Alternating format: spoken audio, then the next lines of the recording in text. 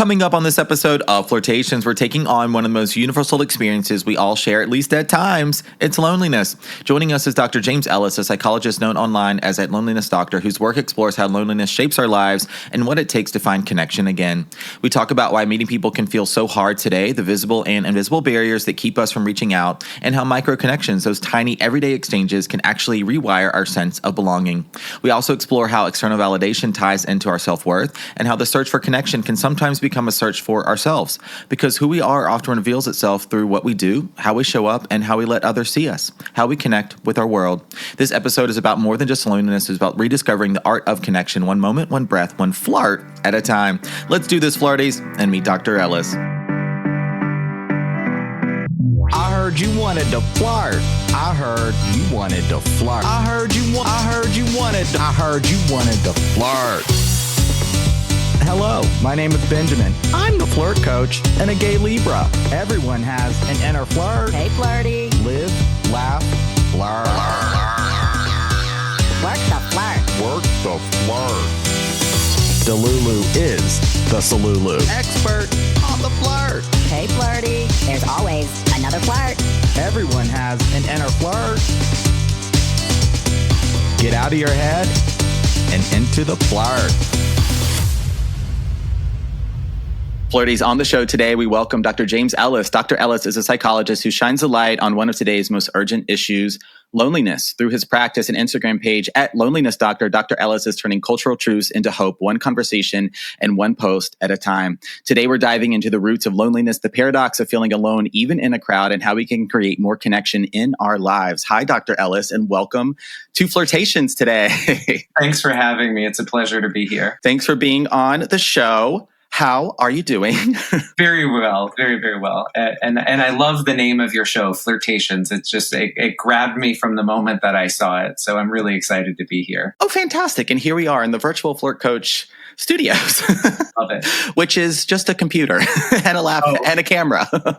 That's all we need to connect. A little magic as well. That is all we need. I'm excited to get to know you a little bit more today at the top of the show and get into some topics that are near and dear to my heart as well. Connection, loneliness. We're going to be talking about belonging, community, of course, some dating, relationships, and some flirting along the way as well, I imagine.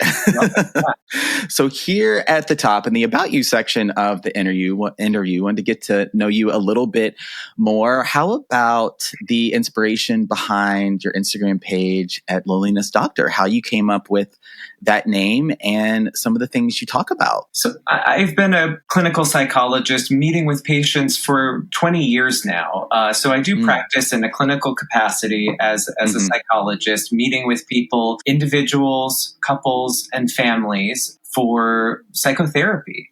And my passion has been relational psychotherapy with individuals and for couples.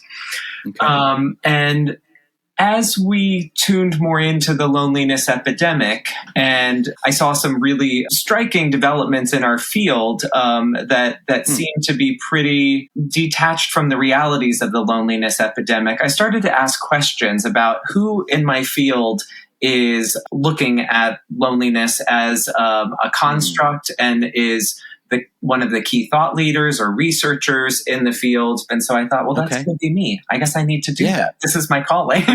And so I became the Loneliness Doctor. And that happened just about 6 or 7 months ago. So it's a very new project for me, but one that I'm extremely excited about. Yeah, and growing quickly. At the time of recording, crossing 30,000 followers on your page. Congratulations. This is so important, as I feel like a lot of the content we see around dating and relationships, and maybe what you see in clinical psychology as well, it's very, oftentimes externally focused. Yes, it's about the self, but it's also about how we create those connections and those relationships outside of ourselves too. But of course, we're a key piece of it. Yeah, we're embedded in a social context. There's a famous clinical psychologist who said, a developmental and attachment-oriented theorist who about 50 years ago said, there's no such thing as just a baby. There's always a caregiver. There's always a community that it's born into. Yeah, there's that saying, it's just a baby. I never thought about that, but you're so right. I'm curious. So doing this work for 20 years, if you've noticed just some trends in conversations you've had in your office, like I know you got HIPAA and patient-client confidentiality, all that stuff, but just some trends overall that you've seen, like have people always maybe struggled with loneliness from disconnection from some of these things we're going to talk about today? Or do you think it's been a little bit more of a modern thing that's happened? Great question, because loneliness has absolutely been a part of human existence since the dawn of time.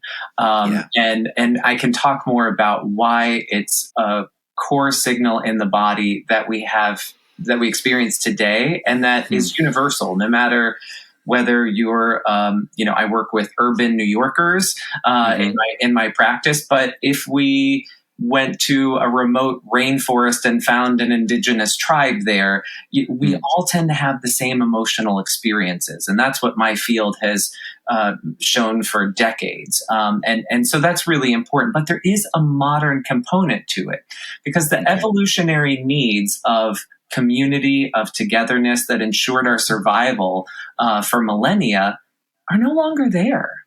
If you think about it, we can survive alone in a studio apartment, ordering DoorDash, and live a long and healthy life with no threats to our health. We will have enough nourishment. We will have heat to survive the winter.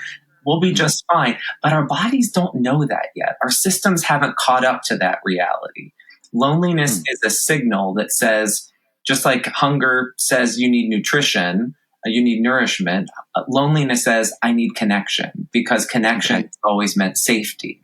So there is, in the modern world, there's a way in which we've been socialized to believe that, first of all, we're the center of the universe in the Western world, and and to be a good son, to be a good daughter, means to find out who you are and go for it, and to really focus on yourself first and foremost, and even to ignore to override the longings we have for connection, whether that's for friendship, whether that's for a romantic relationship. That can wait as long as you're pursuing your goals, as long as you're going for that degree or the master's program or that job. The wife, the kids, that all of that can wait. So you just keep pursuing you. So there's been a modern shift that is hyper individualistic one, and I see this every day in the consulting room of my practice. Okay, all right. What I feel like I'm hearing a few things. One being almost this sacrifice of connection in pursuit of like the goal, the dream, the job, the career, the degree, like being very externally focused and deriving a lot of our personal satisfaction and fulfillment from the things we do, from the things we achieve. And these are conversations we've had on Flirtations before, kind of this like capitalism hijacking of right, how we engineer our lives. And like, I get it. You gotta pay your rent or pay your mortgage or put food on the table, that kind of thing. But then I don't even think it's about that as much as it is about the belief that these truly are the things that will promote human happiness and satisfaction in life. And what it does is then we get oriented to override those signals that are saying you need more people. We actually learn to tune them out. And then we're surprised when we've gotten that degree or gotten that job or obtained the apartment that we always longed for in the neighborhood we always wanted to be in, that there's something that's still not right. And I meet with people who are very confused as to what that is. Very intelligent, very thoughtful, very open-hearted, very emotionally attuned people who have just been so dislocated from that natural longing for others. Okay. All right. I definitely agree with you there. It's like what's important, right? And certainly like deriving a big sense of the self, not necessarily from your relationships or your connections, but from what you do by way of who you are by way of what you do. Mm-hmm. Right? For sure. Like I get that completely. I think that's plays out all the time in a lot of Western cultures. I imagine Eastern cultures as well. It's a global thing. Modern cultures. Yeah. And one thing I also felt like I was hearing was like, now I have this picture of, right, the person, they live alone, they're in their apartment, right? Maybe they work from home and they just sort of have created like this insulated life. And I'm struggling with feeling like that person is getting all of their needs met, right? Like, where's the connection in that picture? Right. It's often missing. Yeah. And to add to the profile of what makes modern loneliness, we're also coming from smaller families. We have less built-in connection. We also have moved from where our roots are for opportunities. Yes, for very good opportunities sometimes to go to school, to take a great job.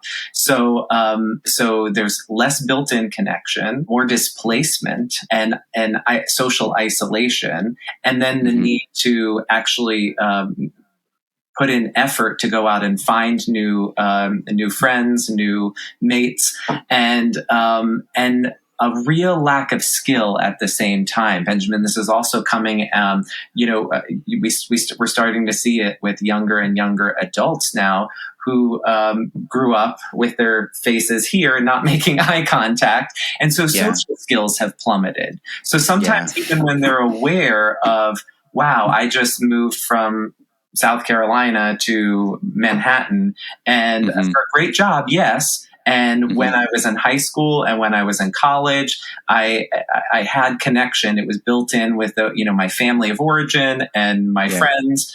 And then I took this big job and I'm busy all the time. And I do have some free time, but I don't know how to find people. Literally just a lack of skill in how to make new connections happen because they have grown up like this and not really developed social skills. These are some of the facets: the declining birth rates, displacement, I guess I call it, rootlessness, and lack of social skills on top of the societal focus on hyper individuality that have really created this perfect storm that fuels the modern loneliness epidemic. I've never heard that term rootlessness before, but that's so true. I'm thinking about, some other conversations I've had. Yeah. The smaller families is one. And this, like, if you're moving around, even as a kid, it's kind of like, where am I from? Or maybe you immigrated to wherever you are in the world, but it's not like where you were born. And so how you start to build connection and community and friendships in a place where you're like, just trying to kind of fit in a way. It's like, it's a lot to think about. Yes. Yeah.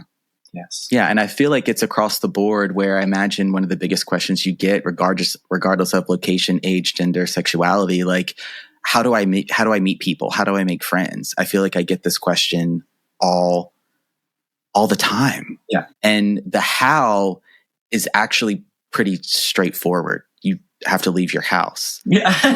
What's happening though? Why is it actually so hard? Because the how is pretty simple. Yes, the how is simple. And this is where there's different reasons. And this is where why I don't just have one video out there, because I have to touch on everyone's blocks. Some of the blocks can be things like social anxiety. Absolutely. I'm nervous about putting myself out there. Some of them are an awareness of lack of social skills. Some of them are also, in a similar way, a misunderstanding of the essential ingredients to find a relationship. Some people will come into me and they'll say, I went to a meetup group and it was kind of like a waste of time.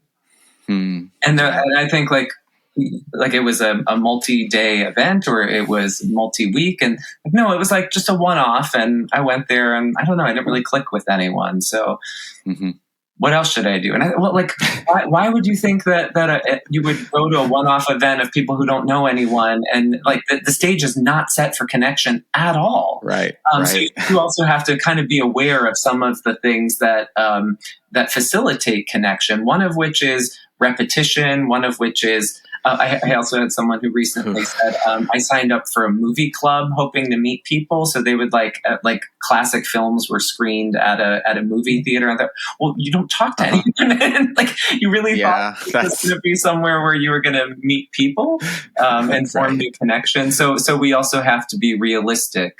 And then I'm also aware, I started tuning into some of the things that my patients would say.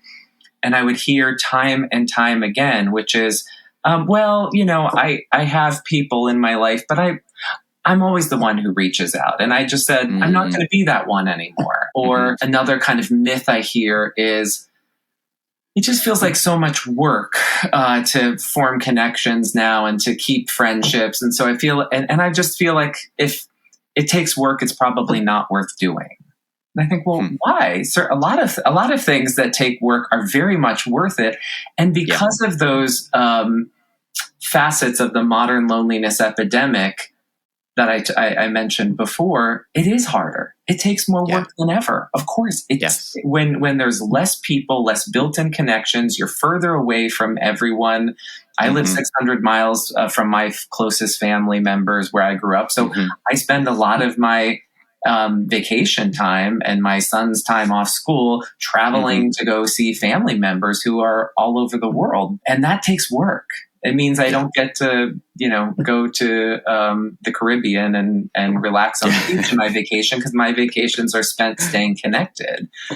So I think that's another thing that is difficult for people to connect, is that friendship should be a source of fun, of effortlessness, of vitality, and and security, and all of those wonderful things come from work at this point, because it's not built in, because we're not coming from big families, staying in the same town we grew up in, where all of that's kind of held for us. It takes a lot of work, and eventually we get there. Eventually we get to the fun part. Yeah, I mean, relationships of all kinds, whether you're dating or forming friendships, they all require work. And yeah, I'm glad you highlighted some of the whys behind why it's difficult. Because I definitely have the social anxiety piece. I've really worked very hard to not have that be a barrier to just taking myself out on a solo date, like going to see an improv show by myself, a movie by myself, like doing something on my own, kind of getting out of this waiting for when mentality, this waiting for when I have the friend, waiting for when I have like the just right opportunity, the just right moment to do something where I feel like, 100% kind of thing. It's maybe you're more introverted, and maybe those two things, right? Social anxiety and introversion happen at the same time for you, like they do for me. Like maybe you're living in somewhere where you don't feel safe, or you don't feel accepted, or you feel like there could be this safety element at play too. So like recognizing that all these things and more are true. And I want to come back to a couple things you were saying. It's like, I feel like we want things to happen instantly, right? We're very much all a part of this instant gratification culture. And we also want things to be easy. We want things to be convenient. And the repetition piece is you have to keep showing up to create connection. And it's not always going to be balanced. Exactly. I just did a video about this maybe a week ago about the kind of combating this culture that we're raised in for instant gratification, and it plays out all the time, and we're only going to go further with that with tech and AI. I mean, we're only going further down that. So we can have everything at our fingertips, but this is one thing that we can't do. I mean, I do think, I am someone who is optimistic about dating apps, websites, like how technology can actually help support connection, and we can find connection through. I met my sweetheart on Match.com 15 years ago. And I did online. I actually also did a video about that not too long ago about my online dating experience, because I dated rigorously for 6 months until we met. And I've met other friends back in the days of AOL chat rooms who are still very good. Oh, yeah. So we can use technology to help bridge those voids, for sure. But you're right, Benjamin, that there's no way of doing this in the modern world, of being a connected person with strong social health without putting in a lot of work. Even yesterday, I went to meet a good friend for dinner. She lives about, I don't know, probably a little less than an hour away. We meet in the middle. So it's about a half-hour drive. Sometimes there's traffic. And I'm so excited to see her, but just the thought of getting into the car as it's getting dark, and I just there are a million reasons right now to say no, but I put one foot in front of the other, and I'm so glad I did. Once we were face to face, once we met at the restaurant, we just had a dynamite time, as we always do. But it felt like effort. I'm not going to lie. Oh, yeah. I've been in that space before. Like, wait a second. It's cold. It's dark. It's raining. I don't want to get dressed, right? I could catch up on my favorite show. Maybe like do whatever, anything but going out. But so often it's worth it. And then, you know, some of the people that you might talk to, you've had this experience. I've had this experience. But a lot of the people I talk to, they go out to try to meet someone, and then it fails. Nothing materializes, and then the discouragement starts to build. Totally. And then what people do with that is also, can be very different. Some people really personalize it. Some people blame the other. The people that they've met, they blame humanity at large, and then they get into sort of a victim mentality about it, and that's something I try to help people overcome as well. Yeah. And that's part of what this conversation is going to be about too. My mind's going a mile a minute. There's so many things I want to ask you, but I think I want to come back to something you said a few moments ago about this kind of hyper individualism, this hyper independence, this kind of I don't owe anyone anything kind of mentality, right? Like, I feel like I see that play out all the time. I see videos over and over and over again, like basically saying the opposite of what we're saying. Don't talk to strangers. Don't flirt. Don't put yourself out there, right? Just what's the point? What's the point if you can't even know if someone is like for me, like, cause sometimes I think this, like, does this person, like, are they homophobic? Do they even believe in my right to get married? Like, why should I even put myself out there for someone that may hate me? You know? Well, I think a lot of us are thinking that. Yeah. I mean, that's kind of gets into some of the societal and social hypervigilance, because you know what it is, what we're kind of talking around here is that there is a vulnerability in handing over part of your heart to someone else. There's no such thing as a relationship without risk. There's no such thing as connection without risk. We can get hurt. It is it's a place where, and most of us have experienced relational pain at some point in our lives, whether it was from our family of origin, whether it was from a kid on the playground in preschool or kindergarten, or whether it was more sophisticated in those awful middle school years. We know that other people can get inside of us and really hurt us.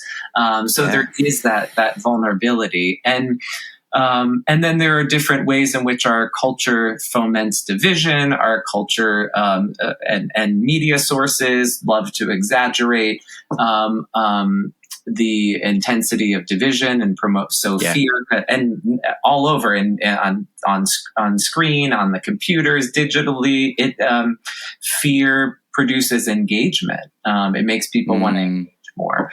So that's a sad reality that we're living in, that it makes people feel so different when, that's in my opinion, the benefit of working as a psychologist and meeting with people from all different backgrounds. And in a city like New York City, where people come from all over the globe, just kind of, I see people as so much more aligned than they probably think they are. And I think the longing for connection, the fact that we are social creatures at our core, cuts through all of the identity politics, all of the things that we see that divide us. We all long for connection. Yeah.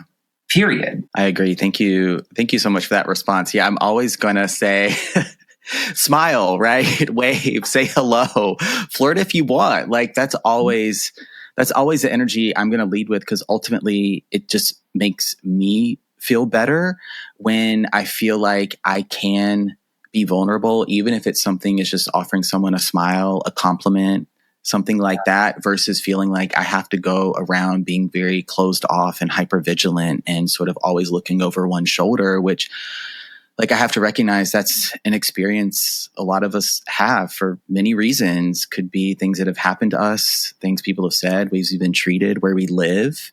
So I always try and like balance what is a real fear with still wanting people to embrace connection, right? Embrace connection. And I love that you're talking about it at the micro level. This is something that we're studying in my field of clinical psychology, what we call micro connections. And it's what we found disappeared. Those of us who lived through the pandemic and lockdowns and being isolated at home, that's what we missed. You know, we missed the smile with the cashier, or the barista, or the newspaper stand, or the walking down the street and giving a wave to someone that walks their dog. We realized how critical those connections are. There's always a push in my field to want to say it's all about what's deep, and deep connections are important. But so are these little micro ones. There's a vitality in them. They make us feel alive. They're incredibly important. I call that, made some videos about micro flirting. So it sounds like there's some similarities as well. It's these in the moment, like you're not expressing interest in someone just because you think they're attractive or hot, or you want to get their number or go on a date. It's like there's no expectation. There's kind of no point other than to make a connection, and that might be it. You may never see this person again. So what? Yes. And that's why I love your broad use of the notion of flirtation and flirting, because there's so much vitality in it. And it makes me think of Esther Perel. She often talks about small talk being a platonic flirting. I think that's what she calls it. I love it. I love this notion too, because I hear so many people when I talk with them about building their social health and expanding their social world, and going to cocktail parties, going to work functions, going to mixers, whatever it is. And I don't know, 8 out of 10 times someone will say, that means small talk. I hate small talk. And it's become sort of something that everyone just sort of bands around, like, I hate small talk. I hate it too, Hate it. And I just think, and my question is always, well, then how are you, if you don't have a built-in connection through family or work or some other place, how are you going to meet anyone? Like, where does it start? You don't want it to be perpetual small talk, of course, but it's an important bridge, and it's one that I think we should learn to have fun with.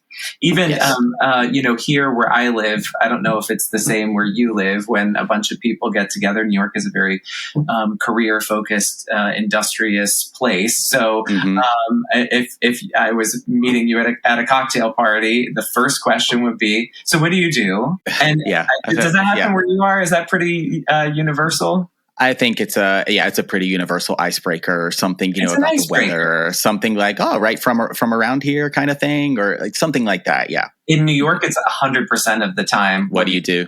Yes. Yeah. It's 100. And everyone always acts so annoyed by this. And I actually think it's a great question, because it's just a starting point. What you do if someone says, well, I really found my passion and now I am a clinical psychologist that is addressing the loneliness epidemic head on, there's so much you can expand on there. Or if someone says, I'm just, clocking in and clocking out and then I call it a day. There's something in that disappointment or in that loss. There's a story about what could have been. There's still a vitality in there that you can ask about. So it's a wonderful starting point that I think starts to reveal something about the other if you're open to going there in the conversation. Yeah, absolutely. I love that you brought this up. I did a whole episode recently on small talk because I think it's such an invaluable skill that is not really practiced. I think it's looked down upon. It's kind of like the redheaded stepchild of connection. Like, oh God, gross. Why would I want to do that? What's the point? Seems like a waste of time. And it's not just a skill. It's not just a bridge. Like you said, it's a way to explore vulnerability in a way that can be like more platonic, right? Like it's a way to just talk about something you're interested in or ask questions that, like, what do you want to talk about?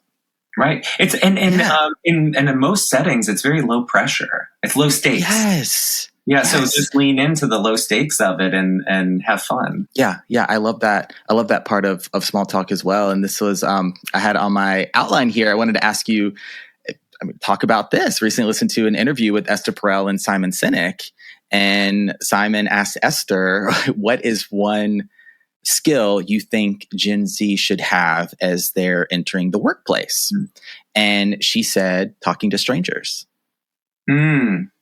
Right? Very interesting. Absolutely. It's a lot of what we're talking about today. Yes. Because it's just such, relational skills are, they're going to change your life. They are. Yeah. It's so interesting. I have a 10-year-old son, and I often think, he's a very naturally social kid, but I notice, it's common with when a teacher is assigned to ask about, who's their teacher going to be? What's she like? She's more serious, or she's not as fun, or she doesn't have a sense of humor, or she likes girls better than she likes boys. And I'm going to try to get my kid out of that experience. And I always think, I don't know why parents stress about that so much. Maybe there are some legit reasons, but my son has certainly had teachers who dovetail with his personality more than others. But I think that's a good experience to be exposed to a variety of personalities, a variety of interaction effects. The more exposure we have to other people, to strangers, to how they organize themselves socially, the more skilled we're going to feel. Yeah, like when we enter the workplace, when we're on a date, we can assess human interaction differently. We can assess ourselves in it. How does it feel to be in this? How does it feel for me to be in this? How do I use these dynamics to leverage what I'm going for here? So that makes a lot of sense here, and the more exposure we have, the better. I always think I try not to interfere when my son is going up to a cashier in the store and talking or asking for some product that he wants. I want him to really, or even sometimes when I see that he's kind of not acting in quite the appropriate way, and he might get reprimanded. Like he needs to see that happen, right? Sheltering doesn't help. And also, of course, this has been a big thing in parenting that I think also is fueling the modern loneliness epidemic is the idea of helicopter parenting. That parents cannot stand to see their children suffer in any way. So they come in and handle all of the problems for them. And children grow up not navigating their own problems. It's crazy to me because I was in a couples therapy session. This was probably a year or two ago. And we were focusing on the marriage, on really important elements of the marriage. And the wife said, I'm sorry, I'm getting a call from our daughter who's at school. She forgot her homework assignment and she's having a panic attack in the bathroom. I think that the daughter was in maybe 7th grade. Okay. And she said, so we might have to end this so I can get that homework assignment to her. And I thought, okay, well, I'm not here to give parenting advice necessarily. This is about the couple and the marriage, but are you sure you want to do that? Oh, yes, she's a straight A student. She takes these things really seriously. She's panicking right now. And I'm gonna help her out here. And that's so interesting because I'm 46 years old now, and this woman, these parents were about my age. I said, remember how when we went to school, there were no phones. Once we got to school, that was it. It was our responsibility to handle our day.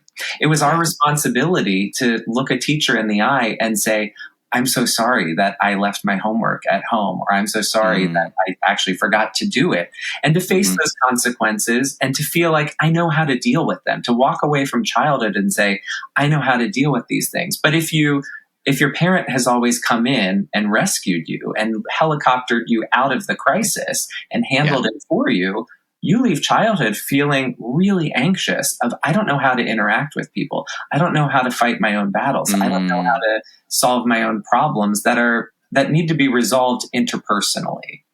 Right. Okay. This is really interesting as someone that's not a parent, right? I'm a cat dad, but I'm going to helicopter parent the mess out of my cat Sugar.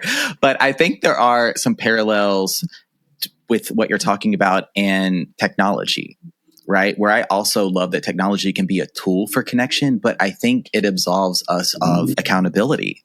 We don't necessarily have to think for ourselves, right? If we're just getting on ChatGPT and like they're thinking for us, where's the me in this? Like, where are we? Where's our agency, our autonomy, our critical thinking, our independence?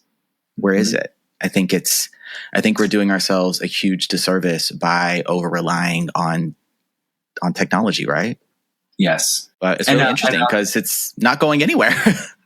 It's not going anywhere. I know I did a video about that. I made a joke. I'm not a psychic, but if there's one thing I can predict, it's that this is going to get worse. Whatever the negative effects of technology are, it's only going to get worse. Technology is going to replace more and more and more of human interaction.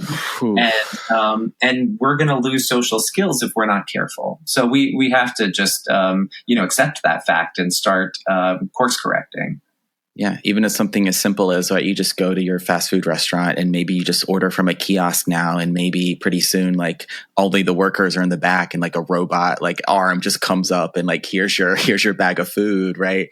There's value in those micro connections. And it teaches you how to just like, maybe they're out of something. Can you stand up for yourself and ask for something else or change your mind? Ooh, maybe I want to go to that other place because I was really feeling like I wanted a burrito and they're out of tortillas or whatever, right? It just helps you pivot, helps you think for yourself. It helps you just be more accountable. And in those interpersonal relationships and interactions, if like someone said something offensive or that hurt your feelings or vice versa, navigating those conflicts, right?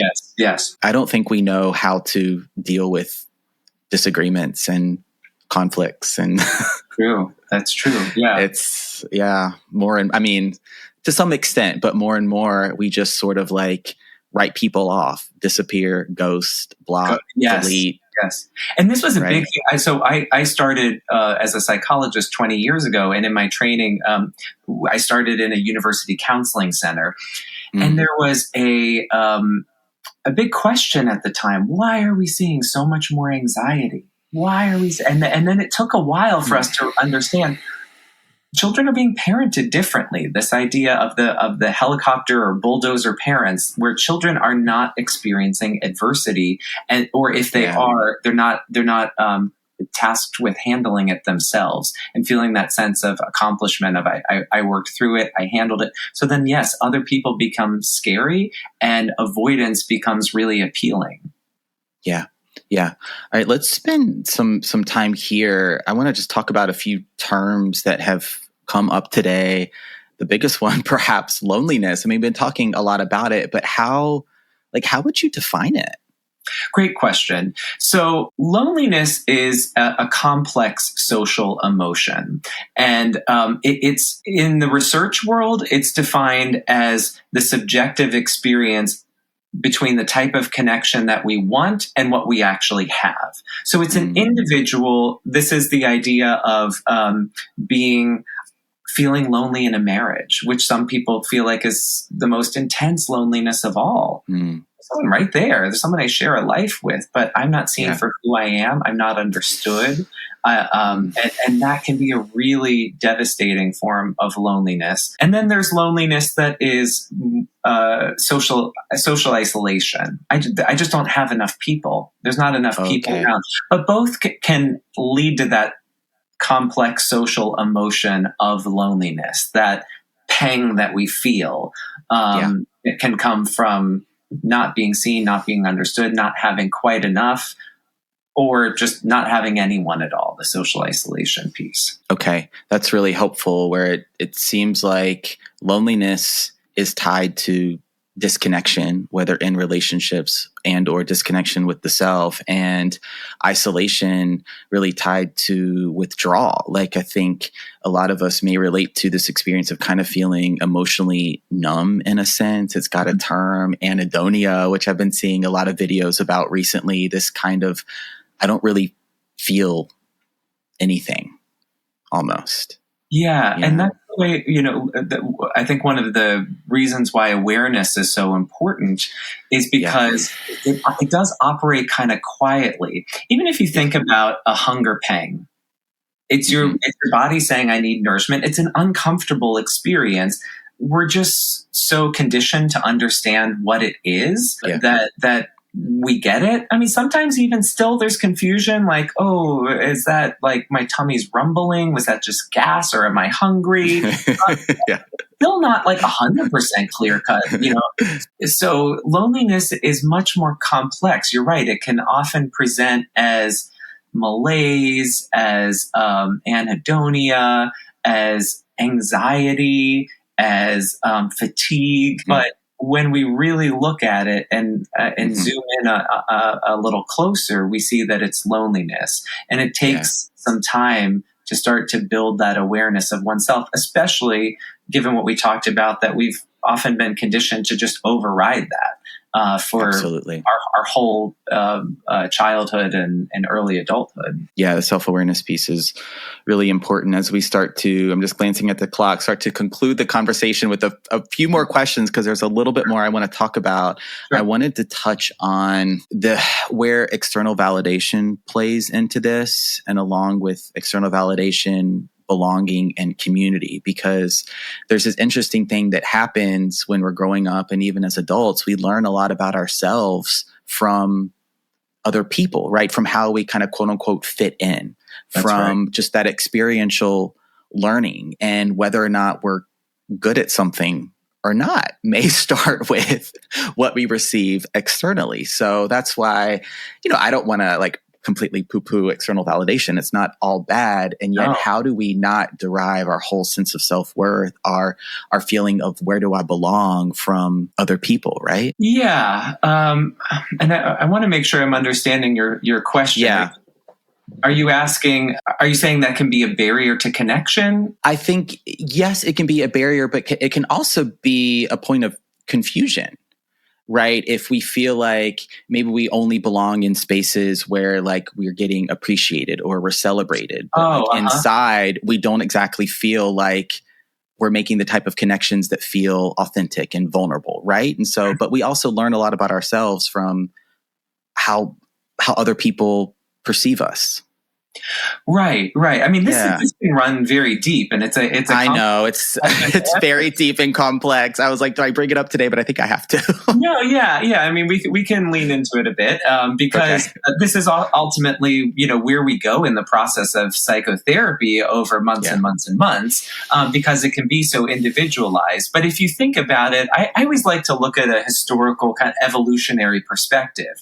The idea is that, yes, of course, we only used to be able to survive in groups, no matter where, whether we were, Eskimo tribes in the north, whether we were, Arabian tribes in the desert, or rainforest tribes, Native American tribes, we could not survive alone. So much of our energy was spent being in a group, connecting to a group, and then remaining safe in a group.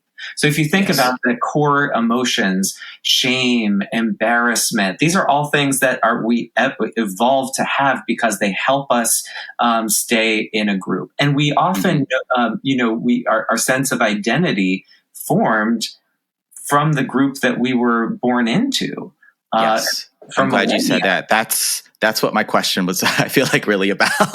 Yeah. Yeah. And there can be, wonderful elements in that, and there can be limiting elements in that, who you were was not necessarily the life that you created. It wasn't governed by the life you were created. It was about who your parents were, what their last name was, what their trade was, what their religion was, what your sex is, what your birth order is.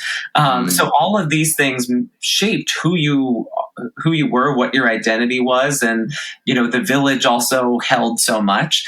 But then we started to abandon that to a certain extent because we could rely on ourselves more. We had that luxury of being able to rely on ourselves, and then the cultural impetus to actually go find ourselves. All of that, and we were taught that all of this is irrelevant. The best thing you can do for your family is to go find your excellence and really excel, whatever that means. It's not about what we were. And there's a wonderful luxury in that. There's wonderful opportunities in that kind of individualism. There's liberation.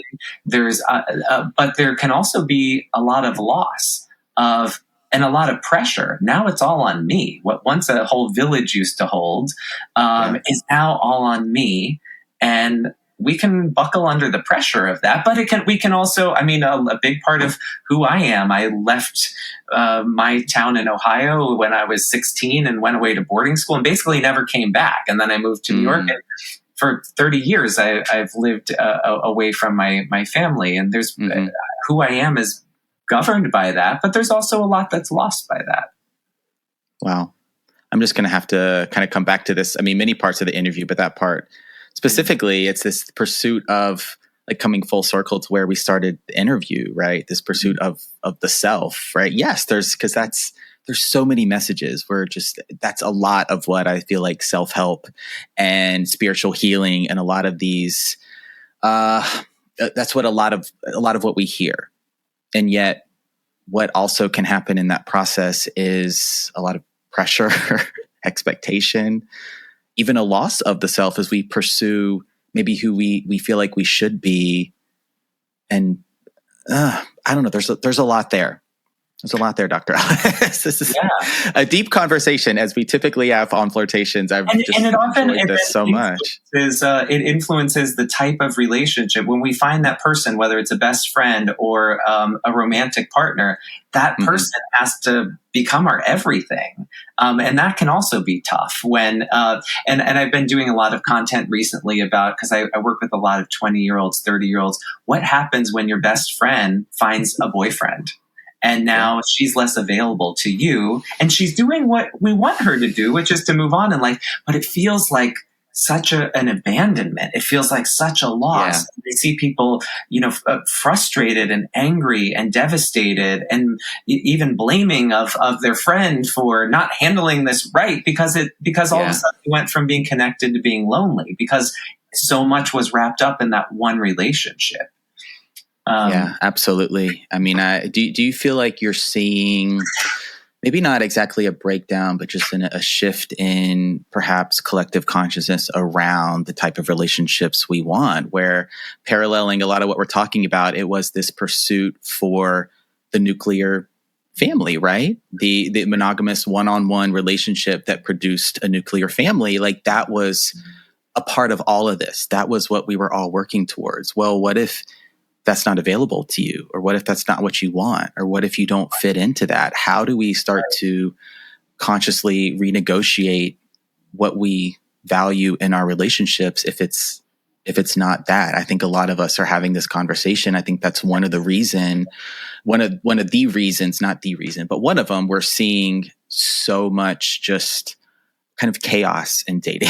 It's not just the apps or technology or hookup culture. It's this as well, which I think a lot of us are thinking. My simple answer to that is Of course, if you have a fulfilling spouse and family life with children, that's a powerful source of meaning.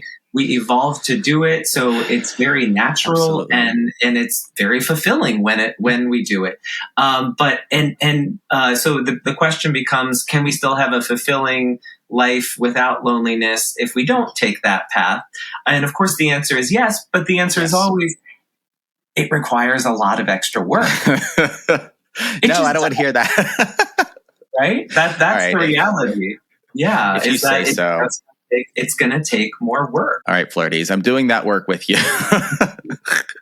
We're going to end here. I just have one more question. I wanted to touch on belonging as we conclude our conversation, because as we're talking about connection, some flirting, relationships, loneliness, I think kind of the overarching perhaps word that keeps coming to mind, it's right here at the top of my outline, is belonging.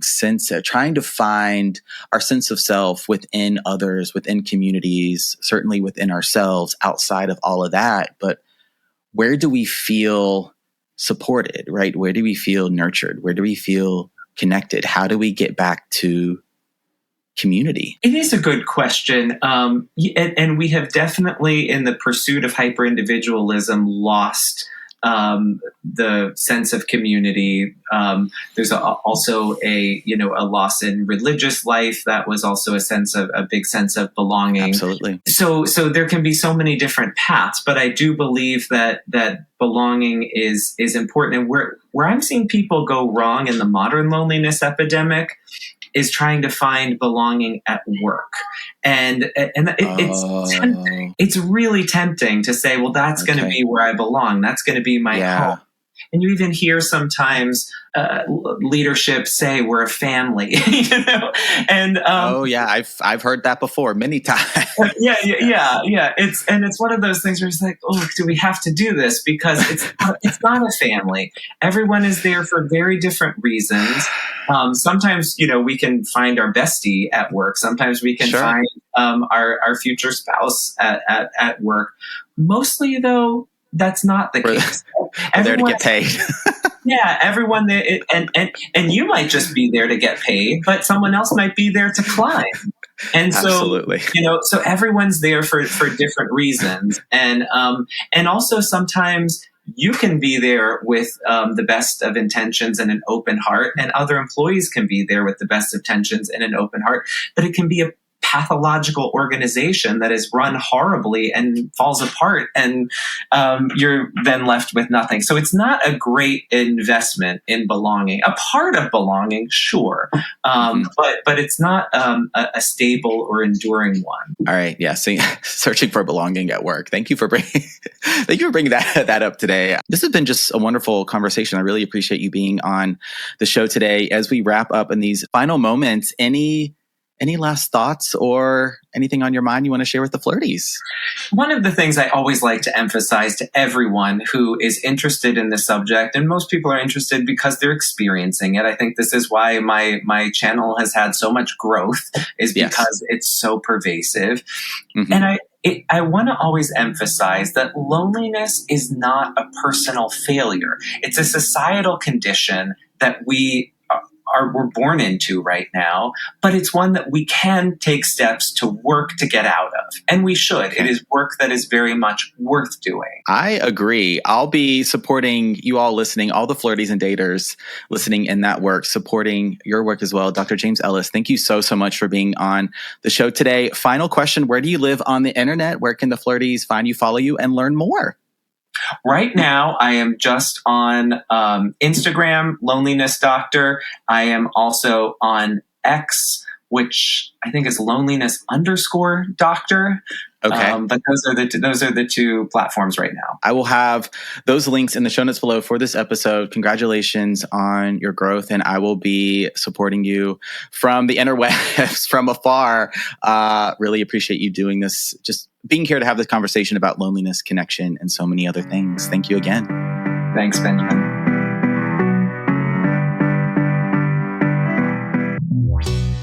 All All right, that's a wrap on this episode of Flirtations, the loneliness episode of the program, and so much more. Thank you, Dr. James Ellis, for being on the show today. I enjoyed this conversation so much, setting it up, creating it, recording it, and now debuting it for you all, the Flirties. I hope you enjoyed it just as much as I did. And thank you, Dr. Ellis, again for being on the show. Okay, Flirties, please rate, review, subscribe to the show if you haven't already. If you have, thank you so much. I truly appreciate all of your support, your downloads, your streams, comments, all the things from the bottom of my heart at Flirt Headquarters. Thank you so much. And now please share this episode or another favorite episode of the show with someone you want to share some BFE, Big Flirt energy with, so we can spread, yes, the mission, the energy of the flirt all over the world. I think that's all I want to say here. Signing off officially. My name is Benjamin.